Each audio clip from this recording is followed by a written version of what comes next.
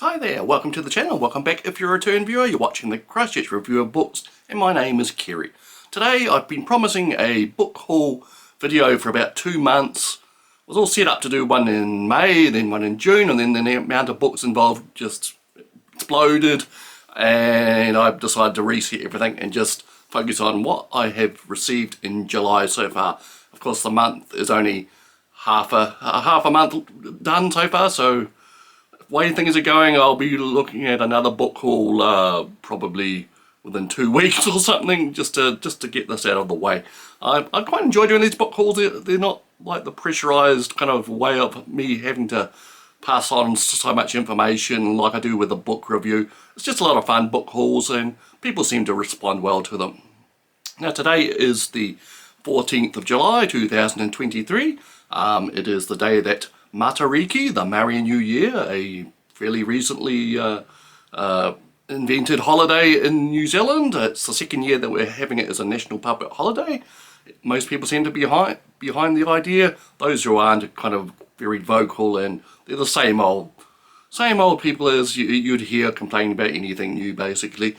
And this day also happens to fall upon the same day this year as Bastille Day, so if you're a Maori Frenchman, I hope you're having double the holiday today.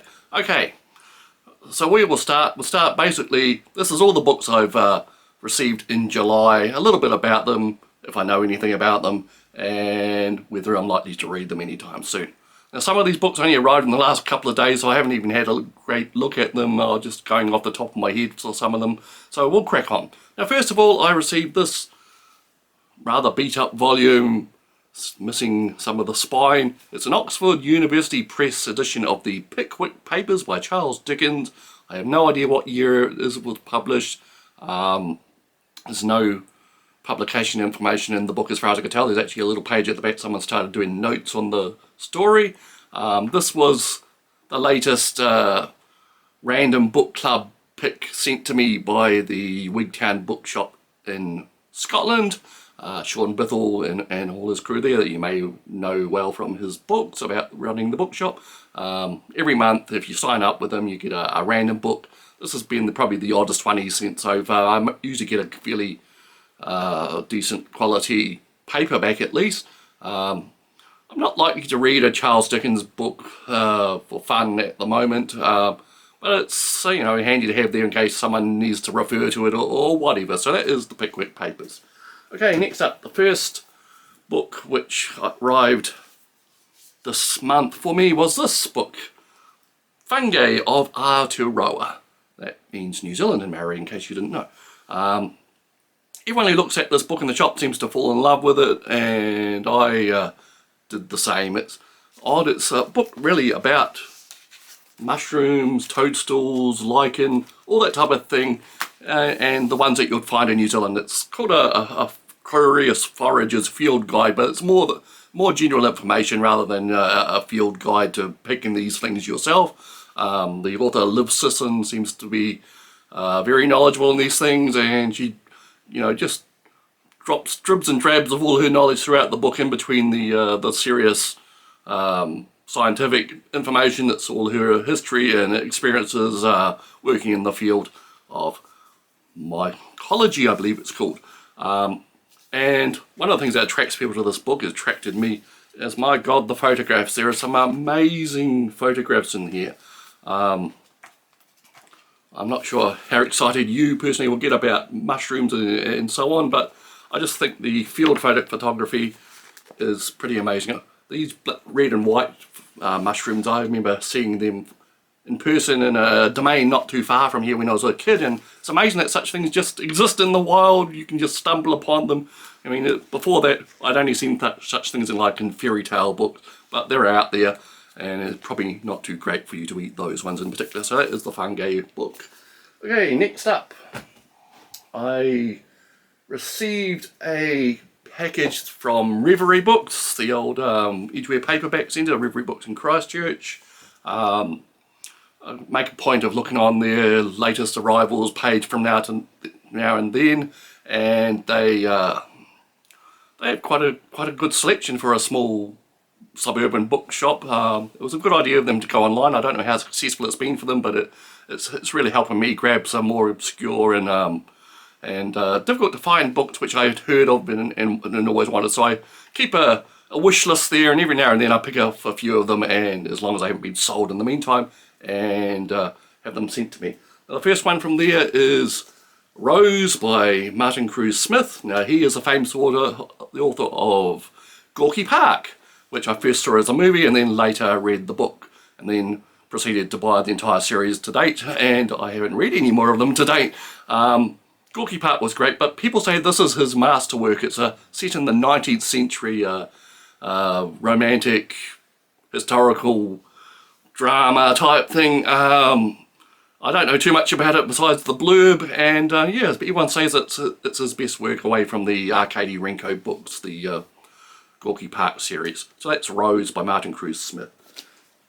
Next up, to another extreme, The Apollo Murders by Chris Hadfield. Now, Chris Hadfield is a famous astronaut, and he's dabbling here in whodunit, murder, mystery type thing set during a fictional 18th Apollo mission in the early 70s. Could be fun. I mean, he's got a lot of insider knowledge. He knows how things work at NASA and so on. Just a lot of fun, I believe, not to be taken too seriously. Next up, Robert Silverberg, Science Fiction 101. Now, this is a reboot, reprint, whatever you want to call it, of an earlier book called Robert Silverberg's Worlds of Wonder. Basically, Silverberg, the science fiction author, talks about his craft, how he became his writing experience, and then he presents and introduces several Golden Age science fiction stories which possibly influenced him and influenced other writers. Now, I only really bought this book for one story that's in it. It's Day Million, I think, by Paul Anderson, I believe. I've heard that one referred to a lot. Friedrich Pohl, sorry. Day Million by Friedrich Pohl. There it goes on the contents page. I've heard a lot of references to that short story. It's been a really interesting mind bender, so I wanted to get it, and this was the cheapest way of getting it, really. So that is Science Fiction 101 by Robert Silverberg. And the other book I got from Reverie was this popular science book from 15 or so years ago, Right Hand, Left Hand, a study of left-handedness, right-handedness, why we are divided like that and what it all means. Probably a little bit out of date now. Have to admit a bias in the cause. I am a left-handed person. I've known several other left-handed persons in my life. I don't know why I keep bumping into them. Something like minds. So it's always fascinated me, the distinctions between them and the reasons why, even though it's probably not entirely known why at all. So that is Right Hand, Left Hand by Chris McManus. Okay, so later in the week I received a couple of packages from Blackwell's in the UK. Now that's kind of replaced the book depository for me. Not quite the extensive collection of the book depository, but they include shipping and what have you in the price that they quote you on the screen. That was always the good thing about the book depository. So Blackwell's is quite a if you just want to pick someone up and you don't want to think about shipping and whatever, you can go there. And the first one I got from there is this fairly old book by China Miéville, Embassy Town. Now, I often see this quoted as a great example of first contact with alien creatures, other life forms, lots of linguistic stuff and psychological stuff. China Miéville is a great author. I went through a phase of reading pretty much everything of his when he first started putting out novels and short story collections. Kind of lost touch with them around the time that this book came out, so I'm looking forward to catching up with this one at least, see how we go. So that is Embassy Town by China Miéville. Next up, The Price You Pay by Aidan Truhan. Now, I believe this is a non-deplume of another fairly famous writer. The connection in my mind says Nick Harkaway, but that may not be true. It's another writer in a similar genre. And this one, he's jumped out of his normal genre and he has written something like what they describe as like a John Wick come Matrix come extremely violent revenge type novel about a small-time drug dealer who finds out he's on a hit list and he decides to turn things around and kill everyone who is involved with it. Everyone says that reviews this say it's a lot of fun, brutal, violent, but quite funny and entertaining. So that's the price you pay. Lastly, a couple of books about a similar topic. This is Nuclear War in the UK. I don't know why I've suddenly become interested in this. Just seeing a lot of the diagrams and books and pamphlets and things that came out over the years explaining the threat and dangers of nuclear war. It's kind of piqued my interest. I grew up in the period where global thermonuclear war was a really real threat, and it's something that we all tried not to think about. From about age 10, I remember being quite terrified with the thought of it, but I became interested in the technology and the missiles, the airplanes, all that type of thing. So that helped me cope with it, I guess. Now this book is mainly reproductions of pamphlets and booklets and diagrams and famous Protect and Survive there. There's lots of scary stuff in there. So that is Nuclear War in the UK by Taris Young. Now, similarly, a more of a wordy book, more of a text, but with similar aims of showing off this type of stuff from the Cold War, is Attack Warning Red, How Britain Prepared for Nuclear War by Julie McDowell. Same type of thing, it's a bit more wordy, a bit of a narrative in this one. Same type of thing, UK plans and fears and preparations for nuclear war, which hopefully will never come. Okay, so now off to the Scorpio Books. Now Scorpio Books is an institution in Christchurch. They've been around about the same time as I have, 50 mumble years. They basically started out as like a counterculture type bookshop type place in the early 70s with all the hippies and all that type of thing. And then they became specialists in science fiction and fantasy, and that's where they attracted me. In the 80s I was mad for science fiction, I was mad for fantasy when I was at high school, and this bookshop had the largest selection in Christchurch, in the city. You could go in there and browse for hours, find something you'd never heard of or looked interesting, and yeah, so it kind of fed my habit for many years before things like the internet and what have you came along and allowed access to even more books. Scorpio Books in my lifetime has moved several times. They got quite badly hit by the earthquakes in 2011, moved their main store way west out into the suburb of Riccarton, but they kept a pop-up container-based store in the central city. And I think about 2018 or 2017 they came back into central Christchurch into a new facility, new building in the BNZ building, and they've flourished there since. I think they recently opened a couple of satellite stores in the same area, one for children's book and one for travel books. They're not quite the extensive range of science fiction and fantasy they used to have. They're kind of more balanced in topics and authors these days. But I do enjoy going there, and a certain friend of mine always gives me a Scorpio Books voucher, book token, or whatever you want to call it, for my birthday, so that keeps me going back.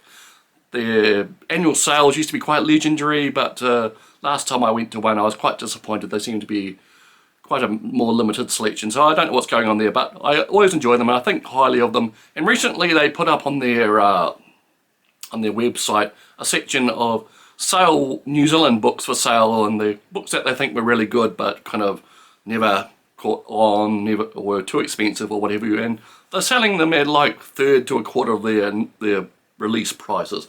The first one of those is Me According to the History of Art by Dick Frizzell.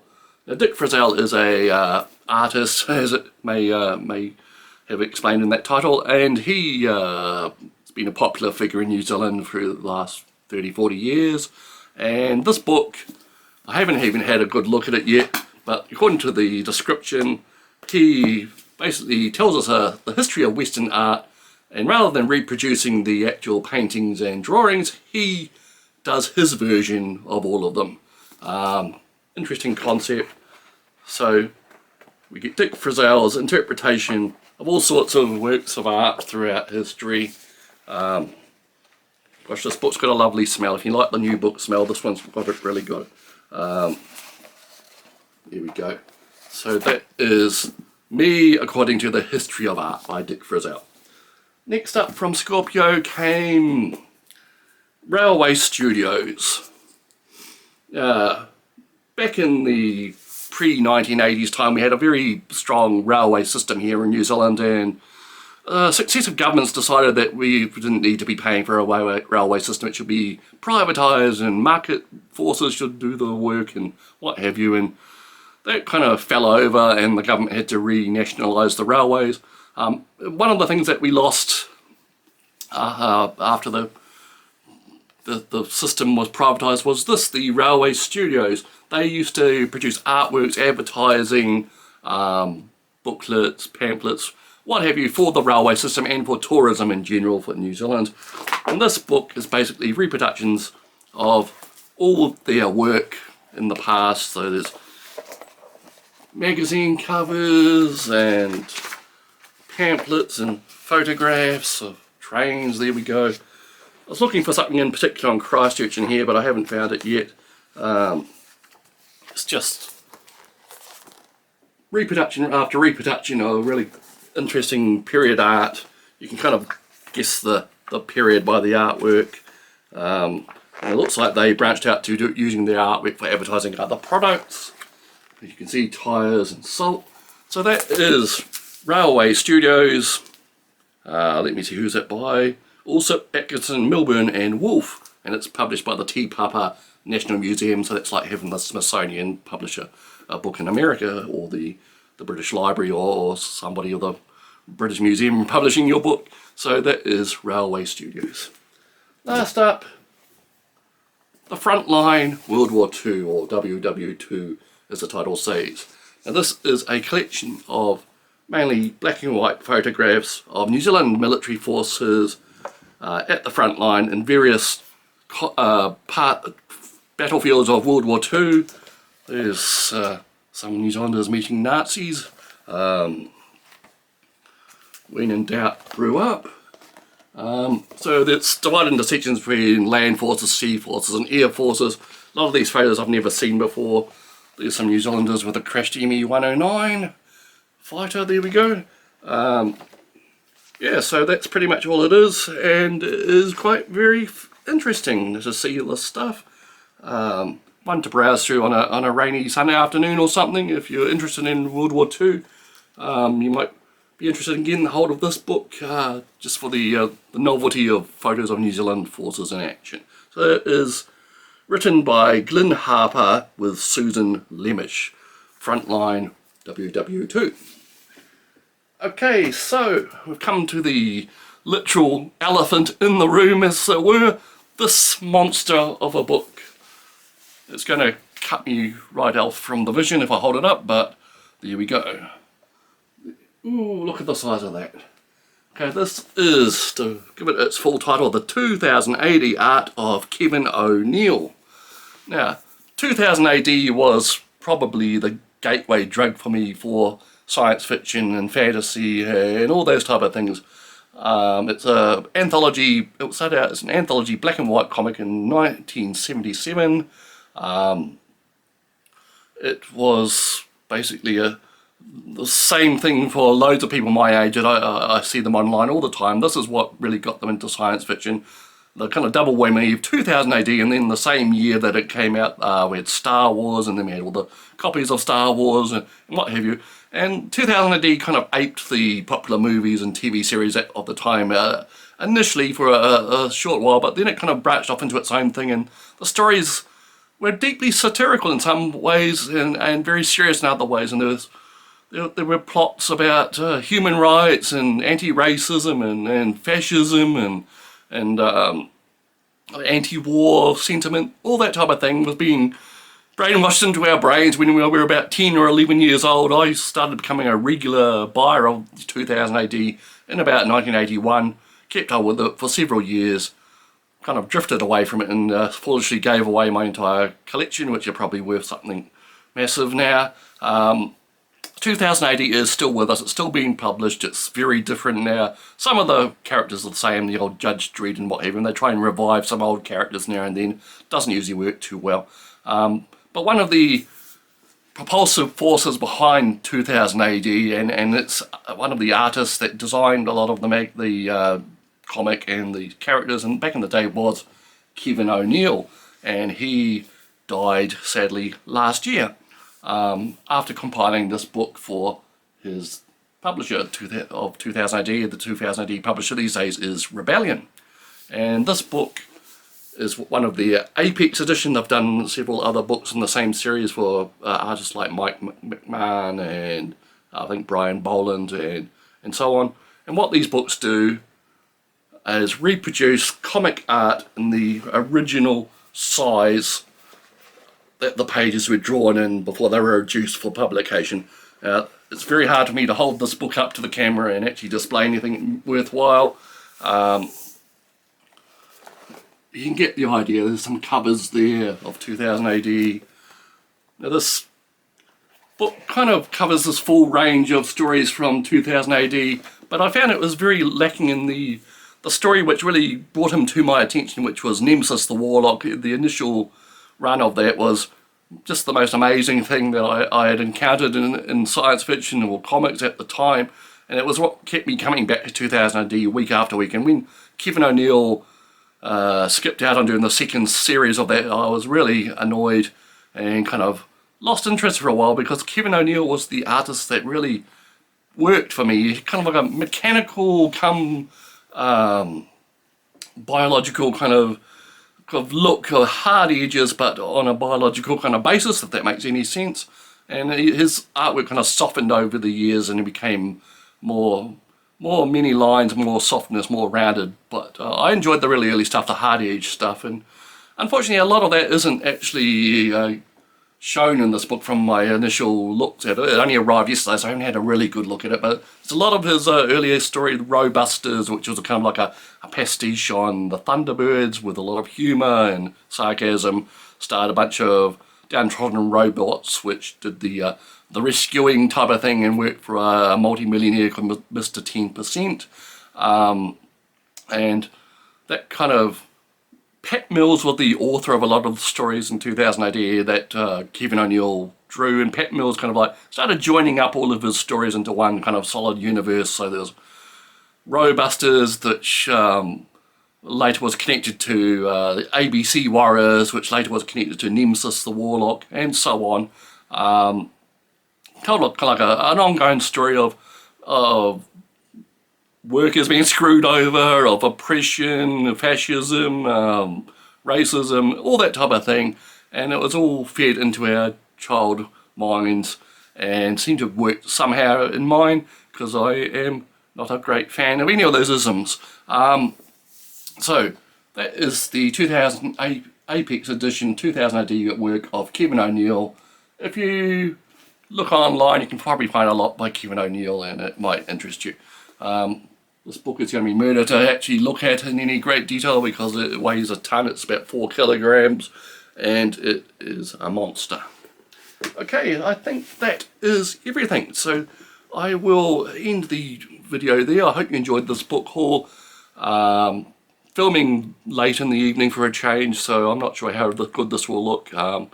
Hopefully I can get this up on the old YouTube in a few minutes and get this out to you, and we'll see you next time. What I have been reading, I've recently finished Just As Well I'm Leaving, and this was Michael Booth's first book. I've read everything else he's read, and I've gone back now and read his first book. It's quite different than his later works. There's less food involved. He used to be very well known for doing food and travel. This is more travel, few minor mentions of food, but this is more his journalist type of mode, where he basically follows the footsteps of Hans Christian Andersen and tries to explore Hans Christian Andersen and what made him tick. Now, Hans Christian Andersen was a very strange character apparently, and this is a very interesting revelation on basically Andersen and Booth. So we'll be doing a review of this very soon.